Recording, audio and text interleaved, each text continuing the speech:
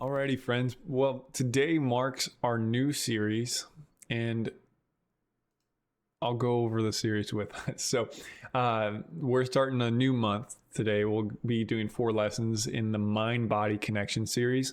So, this week we're going to be covering the science of mind and body wellness.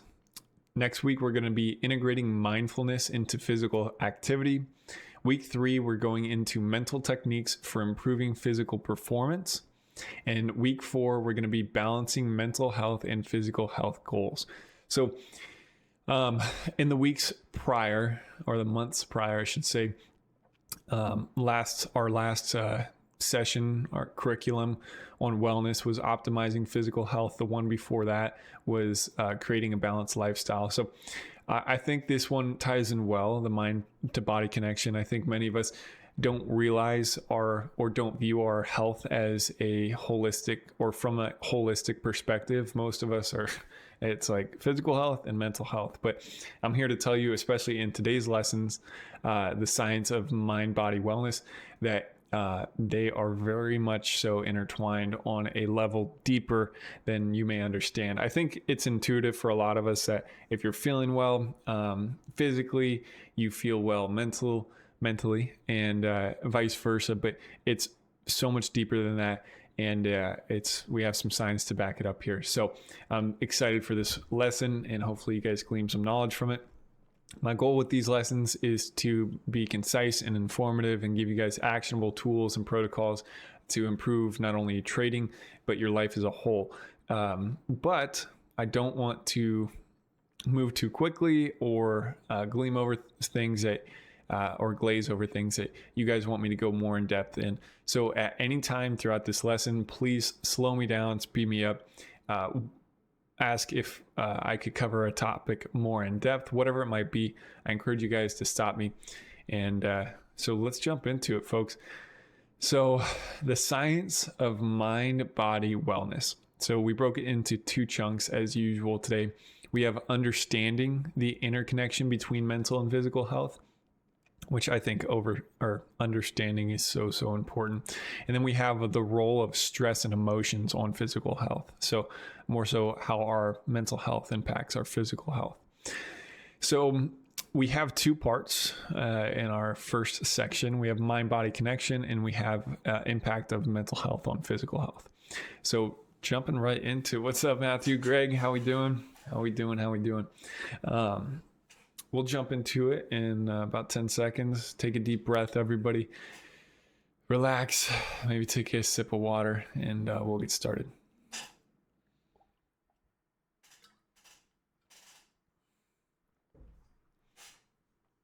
Okay, friends. Mind-body connection.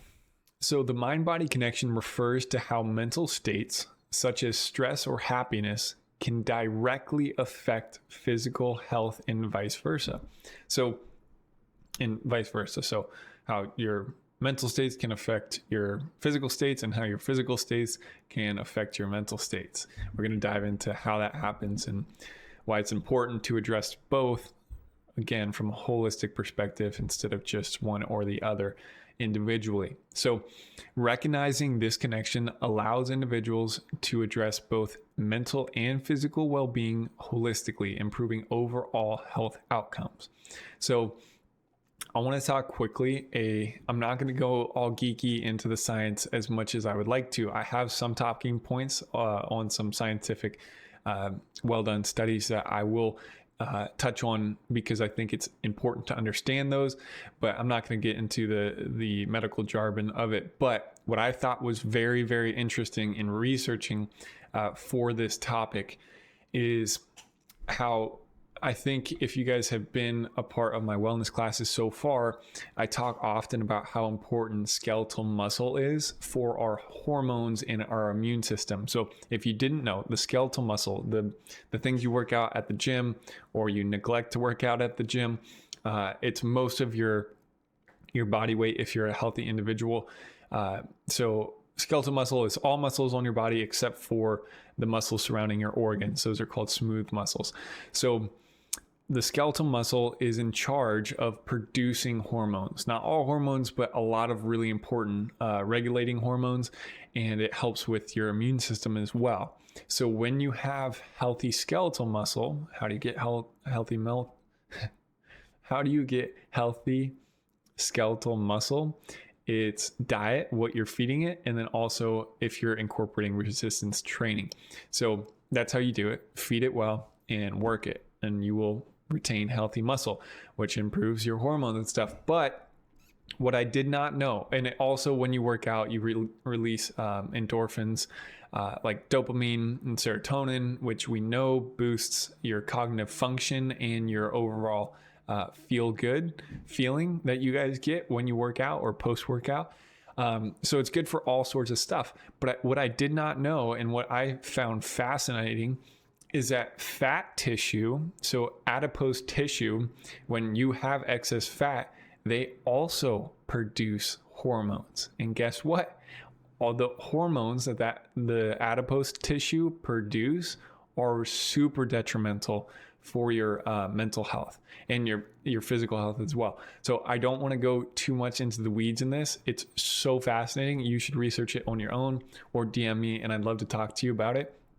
But so in conclusion of that small point, when you work out, it is really good for you and on multiple different levels, mentally and physically. And when you don't work out, it is not only you're not getting the good benefits from working out, you're actually getting a bunch of negative consequences from that because of excess fat tissue, that adipose tissue that is producing bad hormones. So it's a double negative and a double positive. If you're working out, you're feeling better physically, you're doing better physically on a biological perspective. And when you're not, and you have excess calories and glucose, and that adipose tissue starts to build up, the fat, when you have a gut, you start to see the fat under your chin, on your arms, on your legs.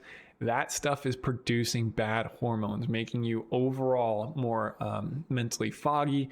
You can't focus as much, and you may feel this right now. And so just a reminder, what I found so fascinating is that fat tissue produces bad hormones. Crazy. It seems pretty intuitive, like it kind of makes sense, but very interesting nonetheless. So again, we're talking about the mind-body connection and how powerful the two are. So I'm going to go over briefly some points. So chronic stress reshapes the brain and can lead to physical health issues like inflammation. Reducing stress improves both brain and body health. Again, all of these bullet points I gleaned from really good scientific journals and studies. I can actually go more in depth if the chat wants me to. I feel like you guys don't though. So I'll move forward. But if you do want me to stop and go over anything more in depth, I will. Mindfulness meditation. So practicing mindfulness reduces stress hormones, boosts immunity, and can alleviate chronic pain. So I don't know if you guys are half listening or not, but practicing mindfulness, just being in the moment, breathing, focusing on how your body feels, can alleviate chronic pain. This is well documented scientific stuff. It's fascinating to me. So the placebo effect, I promise we're getting through this stuff quickly, folks. The placebo effect is far more effective than some of us may think. So the brain's belief in healing can trigger real physical improvements even without active treatment. There's tons of well-done studies to prove that. It's actually fascinating. Even like things like IBS, irritable bowel syndrome, can be healed from the mind's belief that you are doing better. And they do that through saline injections or sugar pills, and they do different control groups, and they've done this for many different things like thyroid disease, inflammation as a whole, a couple other things that was truly fascinating. There's actually some crazy studies revolving around cancer and tumors and the resolution of tumors in the body because of the mind's belief that it is getting better. Pretty incredible stuff. Emotional stress and immunity. So emotional stress weakens the immune system, while positive emotions like gratitude boost it. Again, just like not working out and working out, it's not only you're not getting, when you have emotional stress, it's not like you're just not getting the benefits of being emotionally well. You're there's a lot of negatives that come with that emotional chronic stress. Pretty crazy stuff. So CBT, cognitive behavioral therapy, reduces mental stress, leading to physical improvements like lower blood pressure. And a last one, breathing techniques. Controlled breathing activates the body's relaxation response, reducing stress and improving physical health. So I know that was a lot of jargon thrown in your face. It's fascinating to me, but it can be hard to realize how powerful that stuff is. Just so you guys understand, I pulled all of these facts from multiple different sources from well-accredited medical journals. So these are well-done studies, and the reason I included all these is one, for you to understand how important your mental health and your physical health and how interconnected they are. So when one suffers, the other suffers, and when one benefits, the other benefits. And so these across the board on so many different studies involving every aspect of psychology down to the health of your feet. And it is all intertwined. And I think too often, especially from my experience, I can look at the medical treatment I've gotten in the Western world, and so often the way that the doctors are taught in America, in Canada, is that they treat the body and then they treat the mind, and they do it separately. But I'm here to tell you, and so are all these scientific journals, to tell you that we need to have a holistic perspective on this, and to improve our mind, to improve our body, and we need to improve our body to improve our mind. So I hope that makes sense. I know that was a bit much right there, but I think it's really important for us to glean some understanding of why it is important to start viewing our bodies and mind as one. So, incorporating activities like mindfulness, meditation, or yoga, which can improve both mental clarity and physical relaxation to foster a stronger mind-body connection. So, moving on, that was most of the jargon, I promise. Things will get quicker here.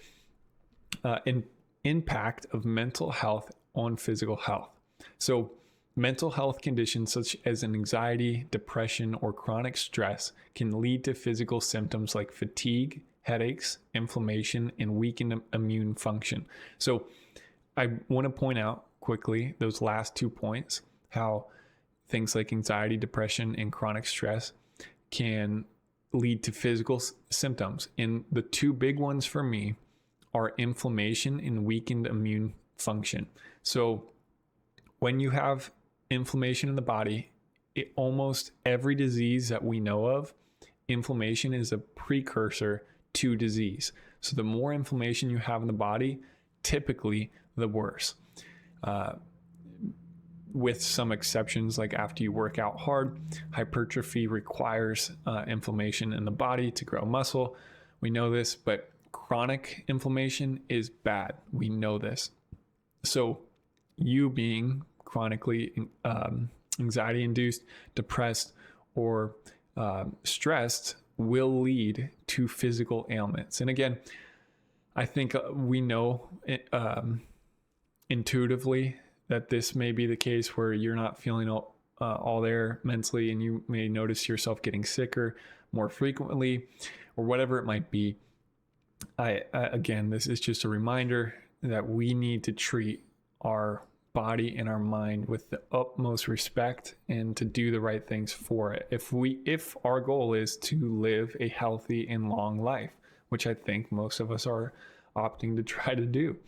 So pay attention to signs that mental stress is affecting your physical health, such as muscle tension. So chronic stress can lead, so the cortisol, epinephrine, norepinephrine in your blood can lead to tight muscles. Tight muscles also come from other things. We know this, but that's one of the symptoms. And so if you notice yourself being chronically tight in certain areas, stretching can help. And we know this, again, it's a mind-body connection. When we physically reduce that stress that's in our upper back, our shoulders, our neck, we stretch, we be mindful about it, we move, and we focus on our breath, it will help reduce stress in your bloodstream, affecting your mind. again, it's all intertwined, and I think it's so interesting and fascinating, and I wish it was talked about more. So take steps to address both your mental and physical needs. And so we're going to jump into some of that here. So that was part one, folks. Are we still with us? One, I am 23 years old. How are we doing today? Member of the week right there. So moving into part two, the role of stress and emotions on physical health. So this is broken down into two parts. We have stress and its physical impact, and then we have emotions and physical health. And we're wrapping up here, folks. So stress in the body, cortisol, epinephrine, norepinephrine. Stress triggers a fight or flight response in the body, leading to the release of stress hormones like cortisol, epinephrine, norepinephrine, just said that, which can negatively affect physical health over time. So not only do we have these chemical signals in our body that are affecting our health, it's also an electrical signal. It's part of our nervous system. When we have chronic stress, we know that the autonomic nervous system, your nervous system, will switch from the rest and digest, which they call it, which is relaxed, your normal state, which you should be in, to a state of fight or flight. And when your body shifts in that, it's kind of a downward spiral, because your body will start to produce more of what you don't want, which is cortisol, epinephrine, norepinephrine, adrenaline. When I say norepinephrine and epinephrine, it's essentially adrenaline. And so when you're in that chronic state continuously, it leads to inflammation and other negative health effects. So that's why you notice those really high stress jobs. You can think of financial districts or business owners, and they drop dead at 50 years old. You're like, that's crazy. Why is that? It's like, oh, they've actually been stressed in a fight or flight response, even though it may not seem like it, for 30 years. And it's really sad, because I think if they were taught about how to switch their nervous system from fight or flight to the rest and digest just by a simple breathing technique called the physiological sigh, and taking time in every single day to do something for your heart, for yourself, to relax, to implement stress relief into your daily activities. And I can't stress it enough, folks. If you feel like you are chronically stressed, you need to implement things like mindfulness, breathing. And I know it may sound non-traditional, because it's not traditional in America. It's, I'm a patriot. I believe so much in the American dream, but there's a lot of bad traditions that came with that. And one of them is that work until you drop is kind of the idea. Sleep is for the dead, and you keep pushing, and you are chronically overloading your biology. Your body cannot take it. It is not meant to be in a fight or flight for that amount of time. Even take driving, for example. When you drive, it is very difficult for your body to be in a rest and digest state. It is almost always in a sympathetic state, that fight or flight, because there's so much input happening. And it is, if you don't even realize it, you're in a life and death situation. If you're cruising 70 on the freeway and you nod off, or you're not paying attention, or somebody else isn't, you are dead like that. And that's not just to worry any of you, but it's just to show you that there are a lot of stressful situations that we put our bodies into every single day. And if we are not taking action to reduce that stress and to switch our nervous system back to the rest and digest and truly relax, you're putting a lot of excess pressure on your biology. And then you, unfortunately, end up like a lot of people who have a heart attack at 50 years old. And it's really sad, because I truly believe if education was teaching in our schools, we're teaching people this earlier, we would have so much less death earlier. So we would just have healthier lives, and we have longer lives as well. You can tell I'm passionate about this stuff, folks. I apologize for the rants, but it is, it's affecting all of us. It's affecting our loved ones. And I just think it's really important information for us to understand this stuff. So chronic stress can contribute to high blood pressure, heart disease, digestive issues, mental health decline, and sleep disruption. And I want to touch on that last point. I've gone over sleep in my previous lessons. Understand it is so important and necessary if you want a healthy life, if you want an optimally healthy life, because you could consider yourself healthy, but if you want to improve and be the best version of yourself, your sleep should be a massive priority in your life. So when you are chronically stressed and it causes sleep disruption, guess what? You become more stressed, and it's just this terrible cycle that continues to weaken your immune system, and you will see overall health decline as you get older. And it's just bad news all the way around.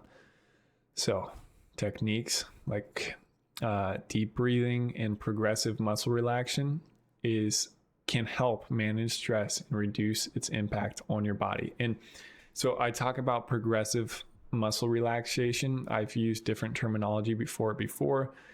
Essentially what it is a mindfulness technique.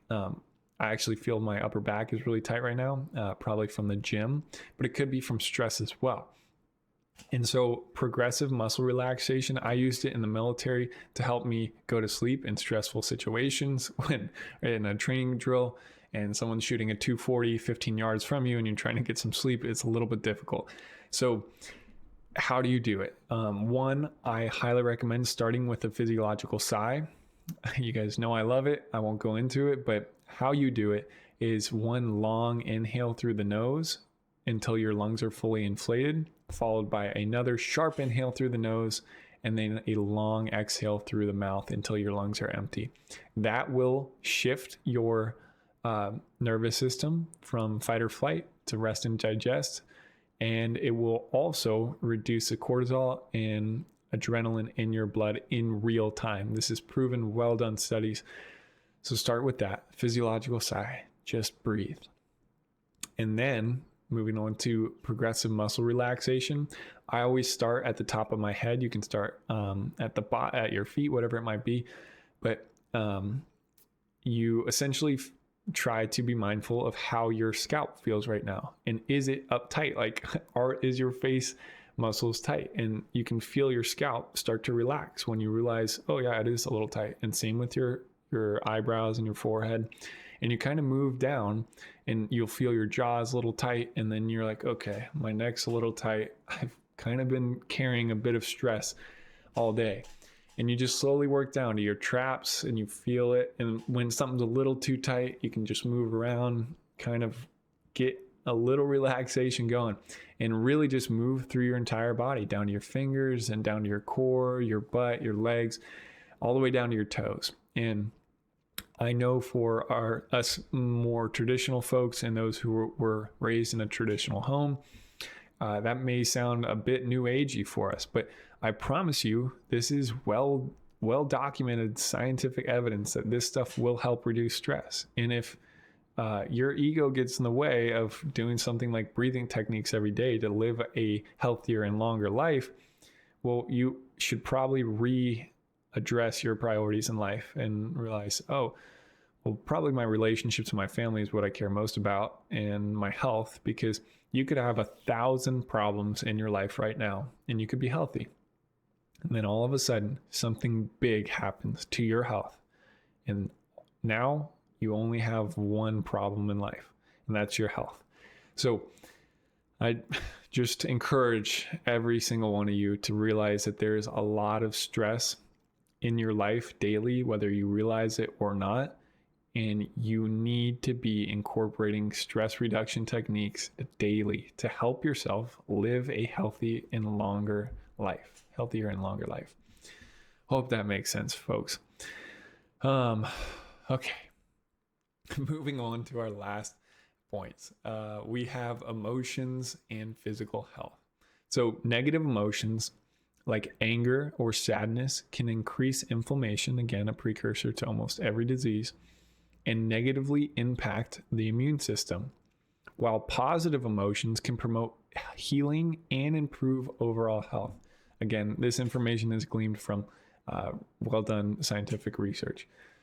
So Anger and sadness increase inflammation in the body, raising the risk for chronic diseases like diabetes, heart disease, and even cancer. Again, inflammation is not good. Chronic inflammation is not good.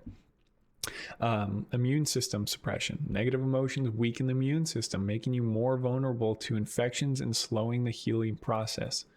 Faster aging. I know especially this is a focus for a lot of ladies out there. So chronic negative emotions accelerate cellular aging, increasing the likelihood of age-related diseases and shortening lifespan. I mean, this is huge stuff, guys. And to think we can directly now, with how good our research has become, we can directly attribute negative emotions, how you feel throughout the day, to age-related diseases and a shortening of your overall lifespan. I mean, this stuff is hugely important, and so frequently it's not talked about. Infrequently, I should say. So positive emotions as medicine. Feelings of joy, gratitude, and love release healing hormones like oxytocin and dopamine, which promote tissue repair and immune strength. I know that may sound crazy to some of us who have never done the research, but this stuff is proven now. The feelings of joy, gratitude, and love release hormones in your bloodstream that promote healing. It is proven and it is non-arguable. And I just can't stress this stuff enough, guys. It is so important to focus on your mental health if you want a healthy body. And it is so important if you want physical health to focus on your mental health. It's all intertwined, guys. So, and my last point on that, mood boosts immunity. So happiness and optimism are linked to stronger immune responses, reducing the risk of illness and boosting recovery time. So quickly, I just have an example. I just remembered. So people with immune diseases, when they've seen all the doctors that they can and they still have immune system diseases or chronic pain, really bad cases of chronic pain that won't go away. Once they've tried everything physically, you know what they do? Good doctors will do, at least. They'll send them to CBT training. So it's CBT. So it's cognitive behavioral therapy. And oftentimes they train them to think more positively. And lo and behold, almost every single person sees improvement in their body and mind. It's incredible stuff, guys. Just a retraining of how you think about things can help your overall health. It's amazing stuff. It's amazing stuff. And I'm really glad to be in an age where this stuff is coming to light and we're able to prove it now. So, practical tip. Engage in activities that boost positive emotions, such as spending time with loved ones or practicing gratitude to support both emotional and physical well-being. That was it. That's the whole lesson, guys. My closing statement for us is, by understanding how mental and physical health are interconnected and recognizing the influence of stress and emotions on the body, you can take a more holistic approach to wellness and improve both mental clarity and physical well-being. What do you guys think? Hopefully you guys learned something. Just my research and in this lesson, I learned something, especially about the adipose tissue, the fat tissue, how it produces bad hormones for your body. I highly recommend looking into it. If you don't want to work out for X, Y, and Z, and you just want to focus on your mental health, well, now you know your physical health or your mental health is relying on your physical health to do better. So go get in the gym, folks. Go do, and then vice versa. For a healthy body, guys, we need to be implementing these stress mitigation techniques daily, folks. It's not just something we can do once a week on the it's like feeding yourself. You're gonna starve if you feed yourself once a week. This stuff has to be incorporated throughout your life. So I highly recommend all these techniques like breathing and grounding, that progressive muscle relaxation, doing things that you like to do, like spending time with your loved ones. Maybe it's going out and fishing, going on a hike, whatever it might be, folks. We need to start implementing this stuff in our daily lives more and more. So I appreciate you guys a ton. Thank you for joining up. I do quickly want to leave you with something else. So I've been thinking a lot about the channel and just you guys and the community as a whole. And I'm going to open in the Discord a testimony channel. So anybody can write in it. So if you guys feel like this community has helped you in any way, shape, or form, I think pushing those messages out would be really beneficial for the community as a whole, and also for gleaning or getting new members in. And I know I always look at reviews when I go to get a new product. So if you guys are kind enough to leave us a review on something like WAP, it would be so appreciative. And I hate asking you guys for stuff, but it is really beneficial for us if you guys are willing to do that. So I appreciate you guys a ton. I really do. I'm going to send a link out in the bio or in the channel right now if you guys choose to do that. If not, totally cool. I'm still so glad you're here and taking on some of this information. Hopefully some of it you learned. Maybe it's just a reminder for you, but go implement these strategies, guys, and teach your friends about them. Like truly, it is so sad to see the health decline, especially in America. I can't really speak for anywhere else because I'm not paying much attention, to be honest with you. But I know the decline we're on and the trend we're on in America is not good. CDC by 2050 is predicting a massive increase in cancer. And to couple that with diseases, because we know of all the inflammation from our diets and lack of working out, and now knowing adipose tissue causes mental health issues. It's just a lot of bad things happening as far as health in this area. So spread the good news and go tell your friends, like, hey, maybe let's go eat something healthier today, and maybe we'll go for a walk outside. This stuff's pretty cool. So again, I appreciate you guys. I really do. Go tell your loved ones that you love them. Go do the hard thing today. If you really don't want to work out, that means you should work out all the more. I really did not want to get in the cold shower today, but I did, and I felt great afterwards. Go drink water. Go eat the healthy thing. Go do your thing, folks. We only got this one life. Don't waste it. Don't waste it, folks. All right, guys. Have a great day. I'll catch you guys later.